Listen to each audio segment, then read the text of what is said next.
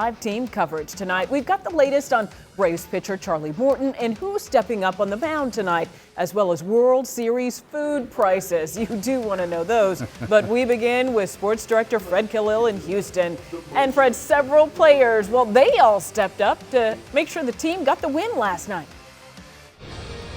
They certainly did, and nobody was bigger, I think, than A.J. Minter. He came in relief and really did a great job. Tonight's matchup, though, is going to feature left-hander Max Fried. He is on the mound against Jose Urquidy, so it'll be interesting to see how Max Fried comes out and starts tonight. He struggled in his last couple of starts, so we'll see if he can get off to a hot start. But, the Braves, it's been talked about how hot they've been since the All-Star break and the guys that they acquired at the trade deadline. And two of those guys were big last night, Adam Duvall and Jorge Soler, both with big bombs in last night's Game 1 win. But it's been those new guys that have really helped out. And I just told Alex, I said, don't worry, these guys are going to keep going. They're going to keep fighting. They're going to keep battling. We've been through this many times this year.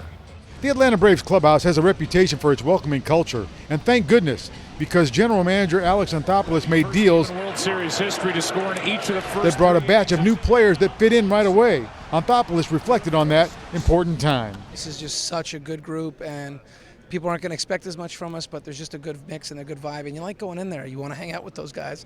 They hang out after games. They stay late. They enjoy being around each other, and I think the fans see that as well. From Eddie Rosario and Jock Peterson to Adam Duvall and Jorge Soler, their impact has been felt immediately. The play Eddie made off the wall on Gurriel's ball. All those guys, Jock, they all are. They complete our team. Those guys.